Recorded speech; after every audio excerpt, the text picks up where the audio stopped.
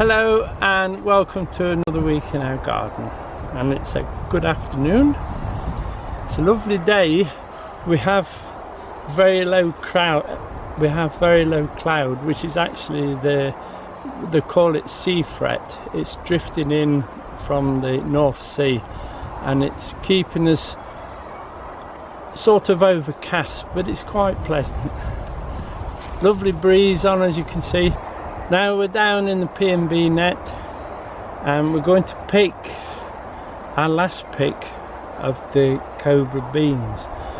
We've had a cracking crop off them and we just need to pick once more for freezing for winter, and then we'll leave quite a few on that we'll let go through to seed, and then we'll put the seed away for next year. As you can see, they've suffered a bit in the heat we've had in the last few days. Although it's been overcast, it's been very hot and humid, so really we do need to get these beans off and get them processed and away. So still good beans. So we'll get them all picked and show you what we've got, and we also need to pick the blueberries today. And I want to plant some more carrots. These we'll plant, we've got lots already growing. These will be the spring crop, if you like, and we'll put those in now and I'll show you how I do it. Now that's the final pick of the cobra beans. Still got quite a few. What I've done, I've left this small clump at the end here. We'll let these run to seed and then we'll use this seed for next year. The blotty beans are not quite ready, they're not swelling a lot at the moment. We really do need a downpour of water and these will swell up very quickly. If it doesn't rain within the next 24 hours, I'll put an irrigator on them and give them a good watering. But they look good beans. The foliage is holding well. The ground down this bottom is very dry. But now while we're down the bottom here, we'll nip into this bottom greenhouse. There's a couple of yellow peppers that are ready that I want to harvest while we're down here. The aubergines are not quite ready yet, so we'll leave those. Down here, as you can see, there's a large yellow pepper, so we'll take that one. I'm going to have to cut it with the scissors because I've left my secateurs up at the shed. There you go. That's a nice pepper, a bit of size on it. There's one more on this cluster of peppers down here I'm going to try and get off. It's right at the bottom at the back, so I'll have to go around and do it. If I can.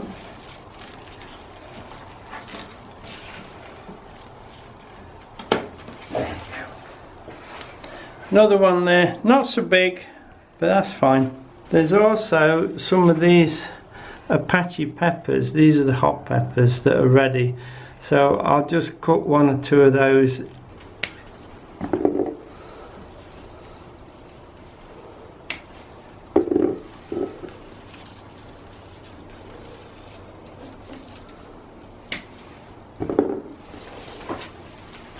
A little bit fiddly, but we will get there.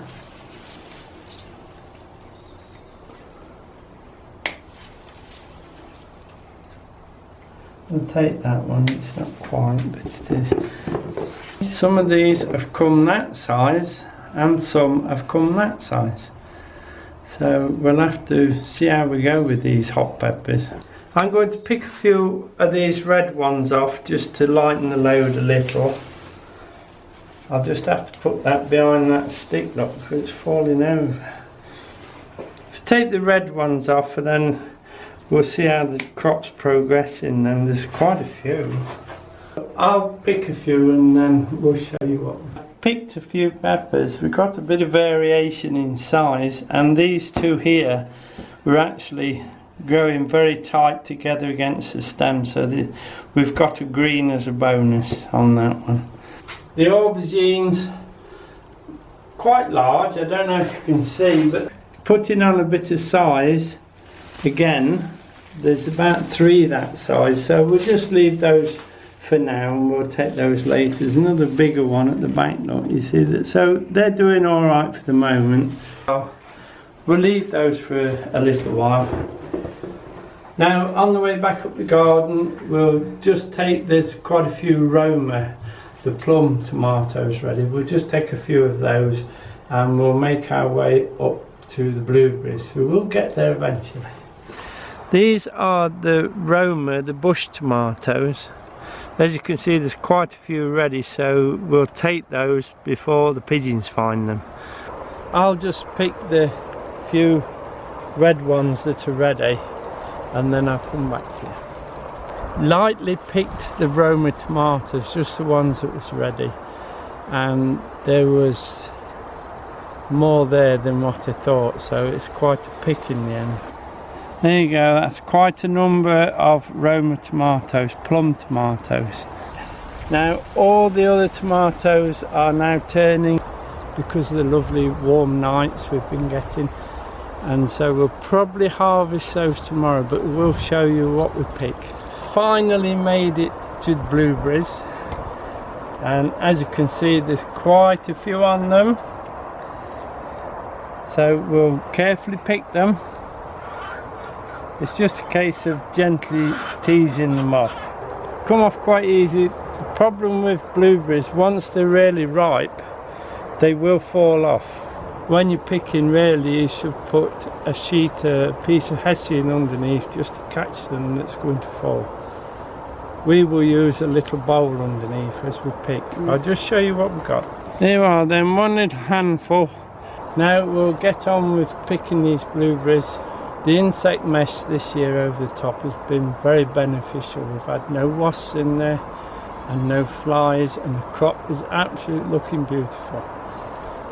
Now while I'm picking the blueberries, yesterday if you remember we picked the blackberries, and then Diane will insert that while we're picking the blueberries. Hello there, we're just popped down the garden to pick the blackberries. Now we've had a few days of really hot weather, which has brought them forward and ripening them. We've got storms coming tomorrow, I believe, which now they're this ripe, a storm, heavy rainstorm, will knock most of these off. So we're going to pick as many as we can today and then cover them up and let the rest ripen off. Because they are so ripe and they will come away very easy in your hands, so you have to be a little bit delicate with them. And there they are, lovely berries. We need to really, both of us, set to now and pick these, and we'll show you what we've got at the end. There you are then, that's the first pick of the blackberries. We've put the insect mesh back on because there's still, as you can see, there's still lots and lots to turn. Takes me back to my childhood, blackberry hands. Can you remember, everyone? Now, so we'll take these up to the house, get them washed, and there'll be some lovely blackberry and apple puddings and some beautiful blackberry jam. See you later. Picked some of the blueberries. This will be enough for now. There's, I would think about the same again still to pick, but we'll have to try and do that tomorrow. So there they are, look. Lovely basket of blueberries. Not the biggest you can get, but they are very sweet. Now the last job for today is to pop 2 short rows of carrot in. I have been asked how I put my carrots in, so I'll show you what I do. There's lots of different ways. If you're on really light land, some people cover them up with hessian. I've tried all this in the past and I've come up with it now that if we really water or soak the ground first, and not just a couple of cans, really soak it deep so the moisture goes deep. Then if we put the seed in and keep the top moist, the bottom stays moist, and I find that they germinate a lot quicker. I've already put 3 rows in just there, and there's 2 rows to go. Last time I set some, I just had a few old seed left, so I just popped them in this elbow and they've germinated. I didn't expect them to germinate, but they have. The other thing I do, I make sure I put my seed quite deep. It wants to be at least an inch deep. If you put them too near the surface will dry out at this time of year and they'll stop germinating. So if they're a little bit deeper, they'll come through that a little bit quicker. What I find is if I put plenty of seed in, you get about 2,000 seed in the packet, so you're not going to be short of seed. Put plenty in. If they all take and you get a bumper crop, you can always take the thinnings out and use them. So don't worry too much, just put plenty in. Just really lay them in thick, and I find that's easier. There'll be a percentage that won't grow, so what's left you'll have enough. And that's the way I do it. That. The carrots I put in are Autumn King 2, I get them from Brown's. And according to this, there's 2,000 seeds in there. Haven't got them in, I just trowel it back best I can that way, look. Just trowel it over.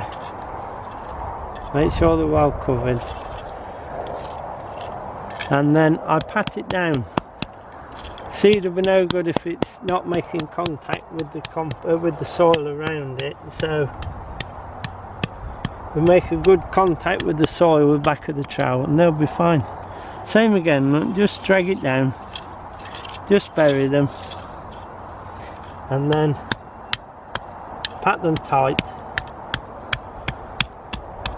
and that'll keep them moist, and they'll germinate in a couple of weeks. I think they'll be up. As you can see, the first setting of the Autumn King 2 is really taken now. Bit of a weed there. The trouble with it, once I put the net on, I do not like to take the net off. Now I'm going to quickly get the net on because we've disturbed some of the carrots in there and the carrot fly will be on his way. Now that's the carrots in. What I should do, I should water it through the mesh every day unless it rains until I see the carrots germinating. Should be okay now. Now that will be it for this week. We've had a little harvest with you, but my goodness, those blueberries took some picking. There was a lot of them. There's still loads left. Now Diane will just show you what we've got. Remember, we've got the blackberries as well, so we've had a good harvest, and also 2 courgettes. So what we've picked this week are the Roma, the plum tomatoes, the start of the sweet peppers, and 1 green one, a few of the Apache peppers, quite hot but not too hot, and of course the 2 courgettes, bless them. Some wonderful blueberries, and that's the tail end now of the cobra beans. A really good heavy crop of beans this year. That'll be it for this week. Thank you for being with us, thank you for watching, and many thanks for subscribing. We do appreciate, and remember to like and share for me. Now next week we'll have a look at those onions, get them lifted, get them dried out, and I think it's time we got that garlic platted. Should be ready by now, so we'll have a look at that for next week. So take care everyone, stay safe, and see you next week. Bye now.